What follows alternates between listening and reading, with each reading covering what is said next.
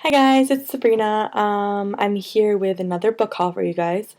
And again, all of these books I got from barnesandnoble.com.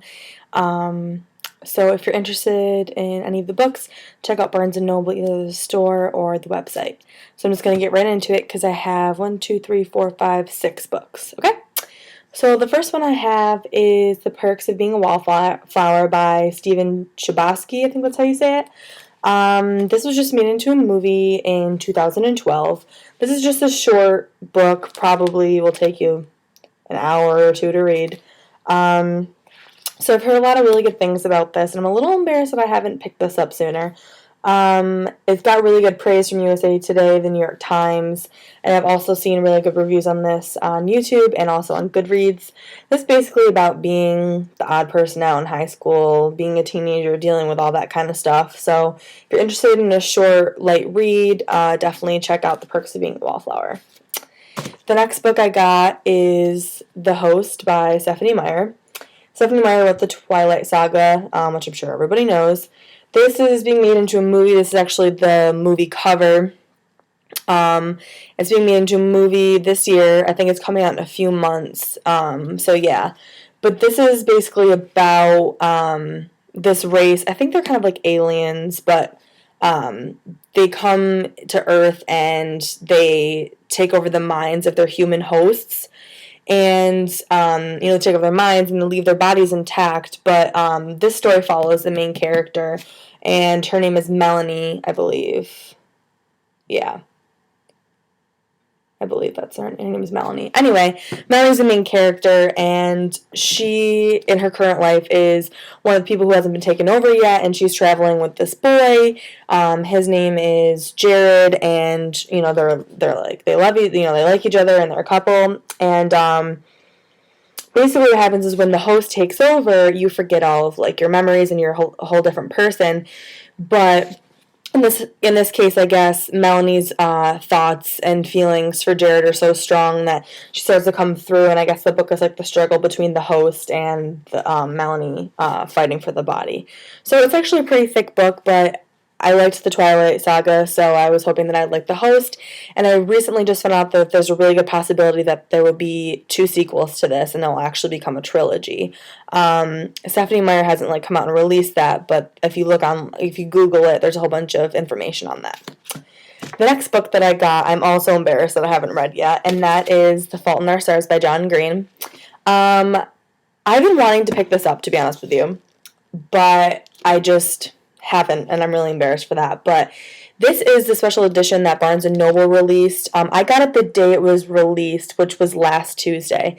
And I know that they're out of stock with it for a little while, and I believe that they're going to be bringing it back. So The Fault in Our Stars, the normal hardback, is available all the time. But this one is the exclusive collector's edition, and I know it has discussion questions and Q&A with John Green, and I think it has some other extra bonus features in there. I'm not too sure what else it encompasses, but I know this is about a girl with cancer and about her cancer group and how she falls in love with someone from her group. So I think that's really interesting. Like, it's got 1,000,000 great reviews on Goodreads, on Barnes & Noble. I've heard amazing things about it on people's YouTube channels, and it's in everyone's top whatever of 2012, and I can't seem to find one bad thing about this book, so I'm really excited to read this. The next book I got is The Farm, and this is by Emily McKay. This I thought was actually pretty interesting, kind of a different premise with a whole bunch of old premises mixed in. So this is vampires start devouring humans across America, and they call the vampires the ticks. So the survivors are left in this kind of like enclosed camp where they're stuck there in the farm, and they eventually decide to escape. I know this is a dystopian novel. So basically it says on the back, life was different in the before vampires began devouring humans in a swarm across America.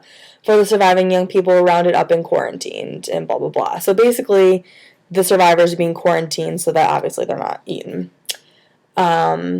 But the quote that caught me on the front was equal parts Resident Evil and Hunger Games, and just as thrilling by Chloe Neal. And I love the Hunger Games, so I know this isn't really the same thing, but I figured that I would give it a try.